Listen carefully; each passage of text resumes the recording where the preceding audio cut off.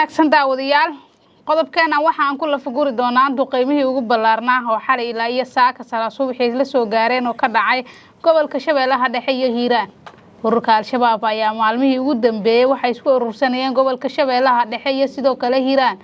ciidamada dawladda oo hogaaminayo taliyaha guud ee ciidamada qaranka Soomaaliyeed Odawa Yuusuf Raage ayaa ku sugan gobolka Shabeellaha Dhexe. dagaalkan oo muddo ugu dambeysay halkaasi ka socday ayaa xalay iyo saaka waxa ay u hayd maalintii ugu darneyd ee ururka Al-Shabaab sidoo kalena ay la kulmaan duqeymihii ugu ballaarnaa iyo sidoo kale dagaal culus oo ka foolo ay la galaan ciidamada qaranka Soomaaliyeed iyo macawisleyda xoogagga macawisleyda ee ka barbar dagaalama ciidamada qaranka Soomaaliyeed.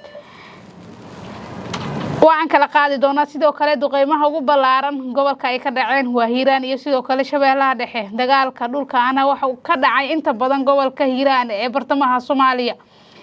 degmada Aboorey oo maalmihii ugu dambeeyay bay isku hayeen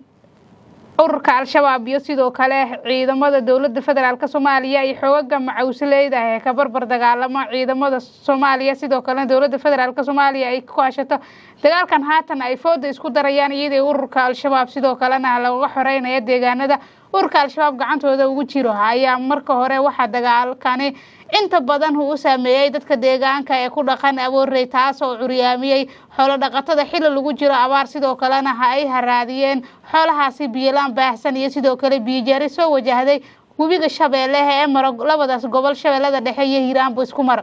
si kastaba ahaatee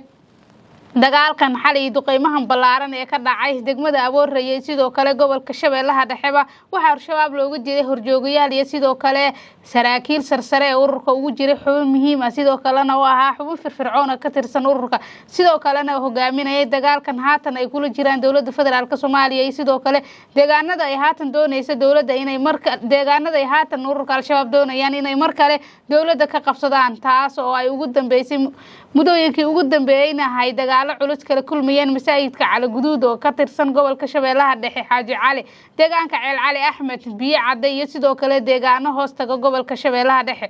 si kastaba ahaatee dagaalkan oo mudooyinkii ugu dambeeyay ba saameeyay ururka Al-Shabaab sidoo kalena hoos u dhigay dhaqdhaqaaqoodii ku aadanaa gobolka Shabeellaha Dhexe iyo rajadii ay ka qabeen in markale Shabeellada Dhexe ay ururka Al-Shabaab si buuxda ula wareegaan. degmada Cadale iyo Aadan Yabaal ayay mudooyinkii dagaalkan intaysan la galin dawladda ay kaabiga ku hayeen kadibna madaxweynaha dawladda federaalka Soomaaliya oo isaga daba noqday gobolkaas ayaa mar kale dhiirigelin iyo sidoo kale bogaadin iyo saadka iyo qalabka ciidanka oo inta badan u sheegay inuu la garab taagan yahay dhiirinaantaasi ayaa ururka Al-Shabaab mar kale waxa ay kala kulmeen inay dharbaaxdo culus gaarsiiyaan ciidamada qaranka Soomaaliyeed oo kaashanaya xoogagga macawisleyda ee ku sugan goboladaas Shabeellaha Dhexe iyo Hiiraan. si kastaba ahaatee ururka Al-Shabaab ayaa iyagana dhinacooda waxa ay soo qaadayeen weeraro ku aadan xerooyinka ciidamada ay ku leeyihiin labadaas Shabeellada Hoose iyo sidoo kale Hiiraan oo ay ugu dambeysay degmada Aadan Yabaal oo ay ku soo qaadeen dagaal taas oo ay markii dambana ka hortagaan ciidamada oo dagaal culus halkaasi ku dhaxmaray. si kastaba ahaatee mas'uuliyiinta ugu sareyso saraakiil culculus oo ay dawladda federaalka Soomaaliya ayaa mudooyinkii ugu dambeeyay ku sugnaa gobolka Shabeellaha Dhexe degmada Cadale qaasatan iyo Aadan Yabaal kuwaas oo dardargelinaya gulufka colaadeed ee ka dhan ururka Al-Shabaab ee ku aadan gobolka Shabeellaha Dhexe.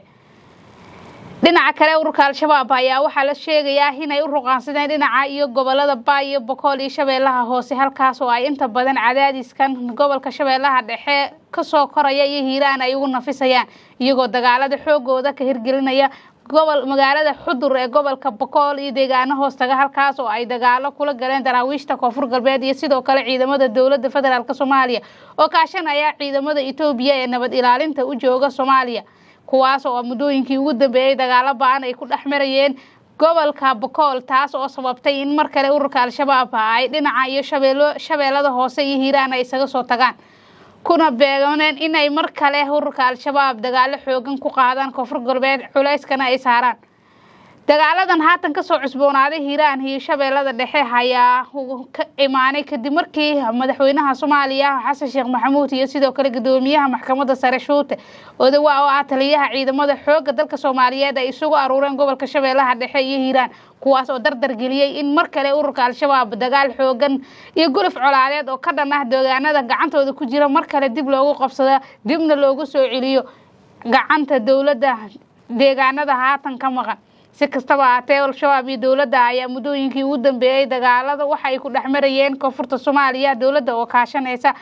beesha caalamka midowga Afrika xoogaga macawisleyda ee ka barbar dagaalamay qabaa'ilada ayaa mar kale waxa ay dardar gelisay in ay dagaal ku qaado ururka al-shabaab ayna ka qabsato deegaano dhowr ah oo dhaca webiga Shabeelle.